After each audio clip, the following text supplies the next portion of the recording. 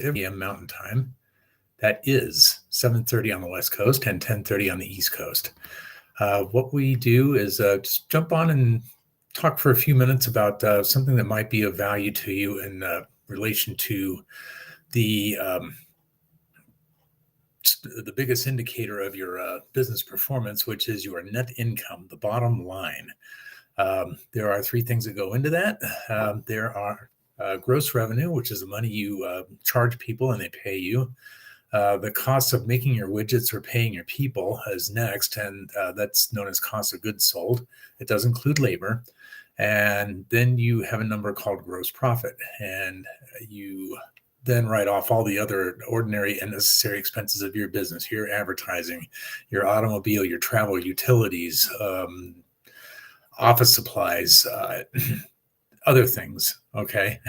And those are what I think of as selling and administrative expenses. And when you subtract all that from gross profit, you get net profit or net income. And one of the biggest selling expenses that you're going to have, or administrative expense, I should say, is going to be the ungodly income tax. Now, ironically, income tax is considered a personal expense when you're actually paying it, if you, in fact, are not a corporation. And most of my small business people are not. If you're a limited liability company or you're being taxed as an S corporation, your income from these particular kind of entities does what we call flow through to your Form 1040. And you pay taxes as an individual expense, but you still have to account for them. So it's important to not only tax plan and ensure that you're paying as little tax as possible, but on the tax that you do owe, pay it throughout the year. There are 4 deadlines that they have specifically, but here we recommend that you set up a unique and separate savings account and call it tax savings. And what you want to do is estimate your tax each and every month. Once the month is ended and you have your profit and loss statement, and squirrel money away in this tax savings account. Leave it untouchable, except for when you make your 4 estimated tax payments. Dates for estimated tax payments per the IRS, and most of the states follow these dates, are April 15th, June 15th, 2 months later, then September 15th, and January 15th is the final one. So we do have a big one coming up in less than 2 months. That's the one where we get the most accurate shot at reducing the tax that we pay in April. By paying estimated tax in January, you may be asking yourself, why do I have to do that if I'm just going to have to pay it a couple, 3 months later anyway? The answer is underpayment penalties. If you owe several $1,000s in April, they're going to tag on some additional liability. Underpayment penalties occur when you are not paying the tax that you're expected to. You are expected to pay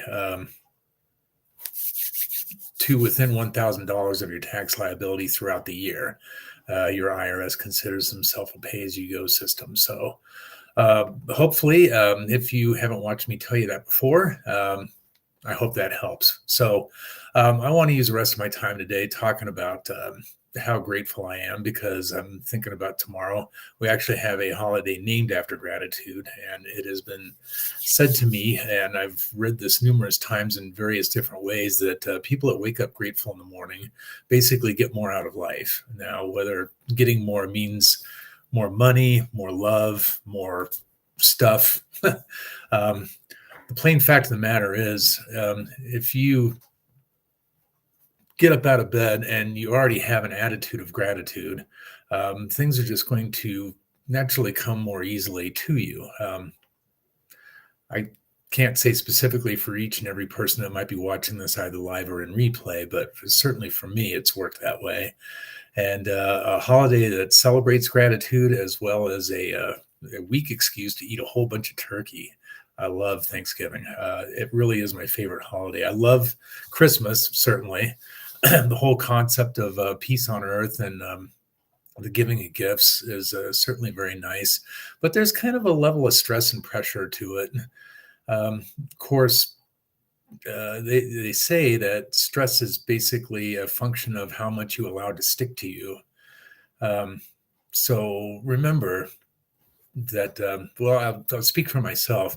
I've had to learn over the years that I'm responsible for the way I feel, not other people. So if you find yourself feeling stress, remember you can stop, take 3 deep breaths slowly, and start your day over at any point. So there's a thing to be grateful for as well. Just the fact that I learned that uh, a little bit later in life. I was kind of a wound up and angry younger man, but we get a little older and hopefully a little wiser. So hopefully that helps too. I just want to jump on and talk about my gratitude for specific things. The wonderful business that we've been able to create and help a number of different people, certainly. Um, the fact that I'm coming to you live from an office that I don't have to drive to. You look behind me and you can probably tell that I live where I work from. So, um, what else? I mean, there are so many things. Most of all, just the fact that I have a warm, comfortable home to live in, enough food to eat. If you live in the United States and you make any money at all, it's been said that you're in the top 5% of earners in the world. So that's a thing to be grateful for as well. I know that I would love more than anything to be a global service, but I happen to be a United States American tax expert. It's just the training that I took. So I don't really know about IFRS, only, which is the international standard for accounting practices. But I'm certainly familiar with my own countries. So, and it's a good country. Sure, we have our problems. We're young, for one thing, less than 300 years old. And like an unruly child, sometimes we do crazy things. But ultimately, this is a beautiful place to live with wonderful people, and life is good. So I just want to keep it short this week and again express my gratitude for you for the technology to be able to bring this to you. There's another thing. When I was growing up, we had those big hard plastic rotary telephones, and we never even opted into the Princess phone push buttons. Had the rotary phone the whole time I was growing up, all the way into the late 70s. So uh, technology is wonderful, and I'm really grateful for that as well. We didn't get the flying cars, but we have ways to come and be on your telephone and in your computer, and share a few moments of gratitude.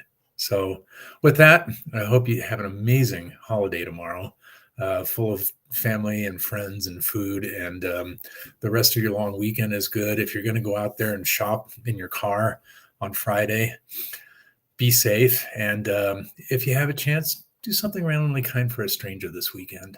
So until next time, on this 48th Wednesday of the year with 4 to go, so long for now. We will see you on the last Thursday of the, you know what? And I'm wrong. This is the 47th Wednesday of the year. Next Wednesday is November 29th, and we will see you then at 8:30 a.m. Mountain Time. Until then, have an excellent holiday, and blessings to all of you.